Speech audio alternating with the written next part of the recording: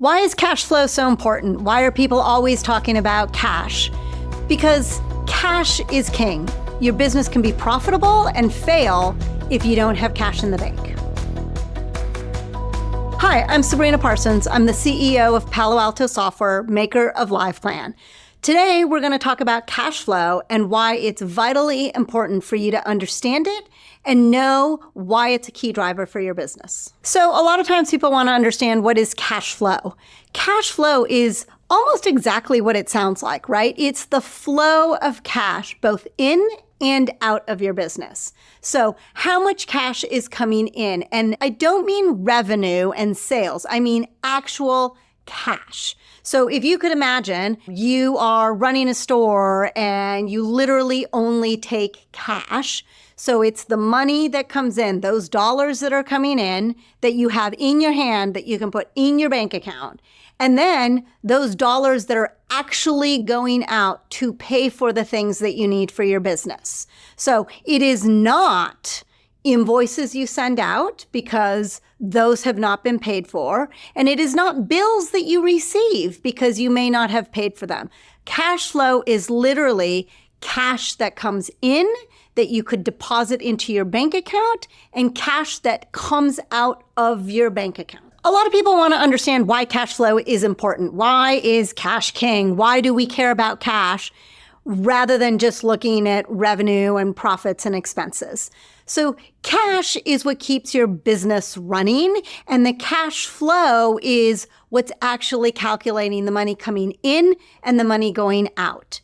At the end of the day, if you don't have money in the bank, you cannot run your business. And so understanding cash flow and understanding how much money comes in and how much money goes out every month is going to help you keep your business alive. It won't necessarily help you keep it profitable, and we can talk about that later, but it is about making sure that your business has longevity. You need that cash in the bank, and you need to understand money that comes in and money that comes out. And particularly if you're running a business that might have some seasonality. So you may, for instance, run a toy store. All of us can imagine that in a toy store, you're going to have a lot of cash coming in December, not so much cash in January. So you have to understand the cash that comes in for December, and then that you might have expenses and things you have to pay out in January. So now you've got to use that cash from December, that inflow, and it's going to be outflow in January when maybe you don't have a lot of inflow in January because you're a toy store and everybody bought all the toys in December. So a lot of the times when businesses are growing, people feel really good about that, right? The business owner is excited. This is what you want. You want your business to grow. Unfortunately, that oftentimes is when you have the most cash pressure. Let's go back to that example of a toy store because I think that's really easy for us to all imagine. So you're going to sell all kinds of toys in December, right? In order to sell those toys in December, you have to buy them before December, right? You need to stock up your shelves. So cash is actually going out in maybe September, October, and November as you are ordering all of those must-have holiday toys. So all that cash is going out, and then here you are getting close to when it's going to be December, but it hasn't been toy buying season yet. And so you haven't had as much cash coming in and you have to wait for December. So that lag between when you have to pay things out and bring things in is why when you grow, it can be really, really difficult. So now I've opened a second toy store.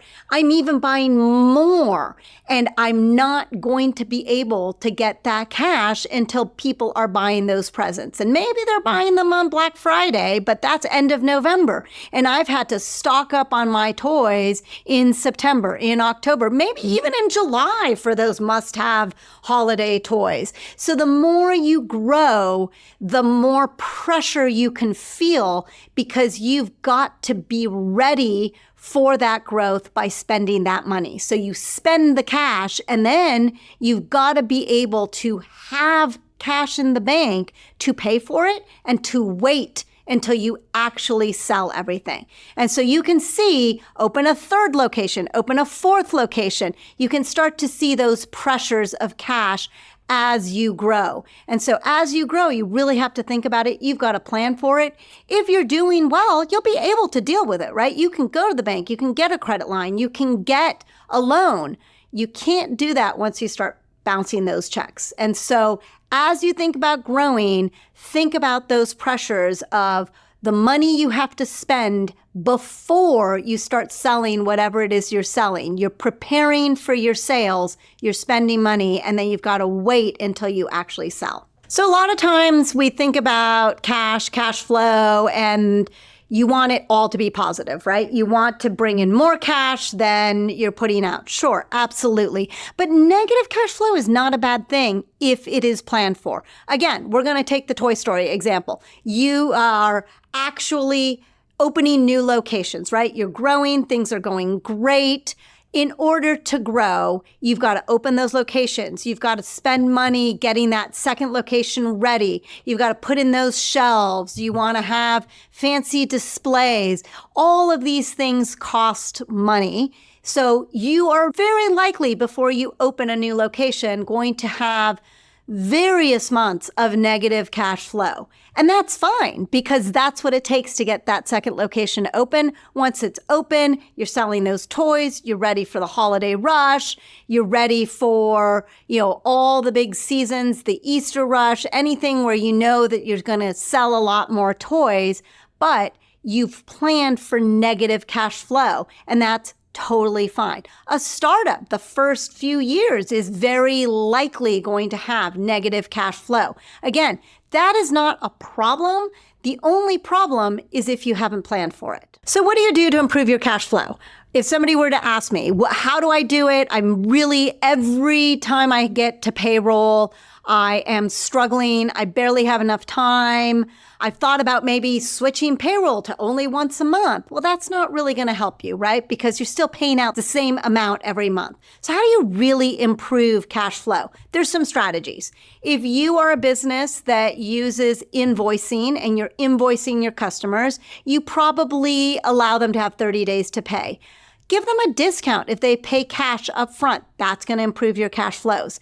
If you have vendors and those vendors have a 15 days that you have to pay them, negotiate. Push that out another 15 days so that you don't have to pay them for 30 days.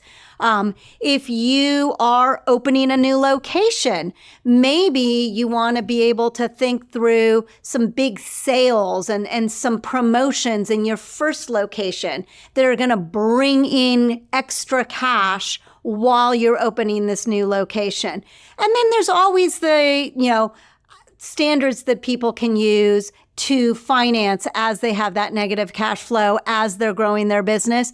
Go to the bank. Think about a credit line. Think about a loan. It may be the best possible way for you to finance that business. But the best way to really understand which strategies you should employ is to plan for it, to actually put it into a forecast and to build some what if scenarios. What if I get a credit line? What if I give a discount if customers pay cash up front, etc.? That's how you're going to know which one of these strategies is going to work for you. So now maybe you're ready and you say, all right, Sabrina, I listened to you. I think I need to do something. I definitely have had some cash flow issues, but it sounds like I can solve them. What can I do? Come and download our free cash flow forecasting template. Check it out in the description below.